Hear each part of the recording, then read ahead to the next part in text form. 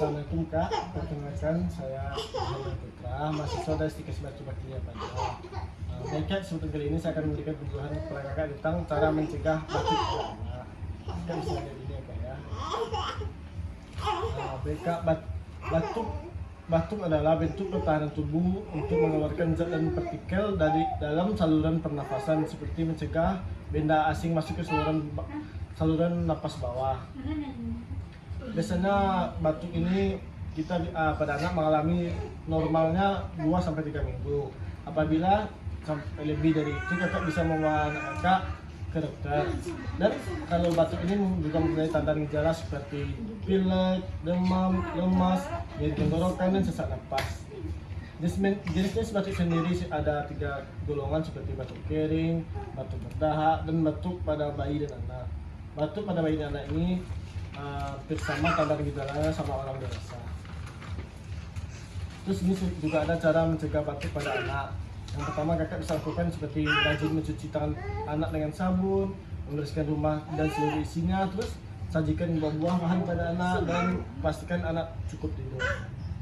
Terus juga ada cara mengatasi batuk pada anak. Yang pertama cara mengatasi batuk pada anak usia 1-2 tahun seperti menggunakan balsam.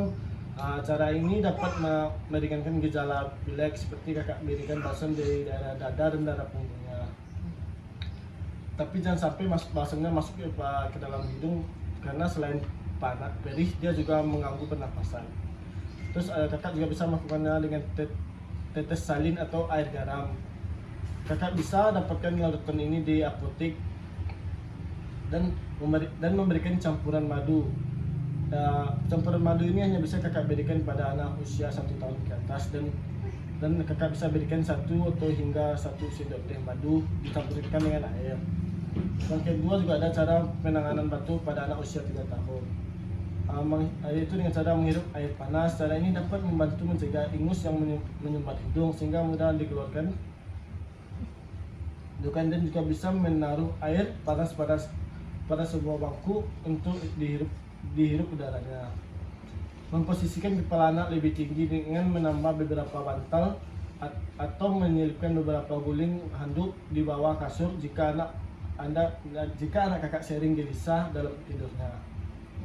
Terus kakak juga bisa mengajarkan batuk efektif pada anak kakak seperti ajarkan anak kakak tarik nafas dalam selama 4-5 kali, atau angkat bahu dan dada dilonggarkan serta dibatuk dengan kuat dan spontan. Lalu keluarkan dahak dengan bunyi ha sih. Dan kakak bisa mencontohkannya pada anak kakak. Mungkin hanya itu penyuluhan yang bisa saya berikan pada kali ini Kak. Terima kasih.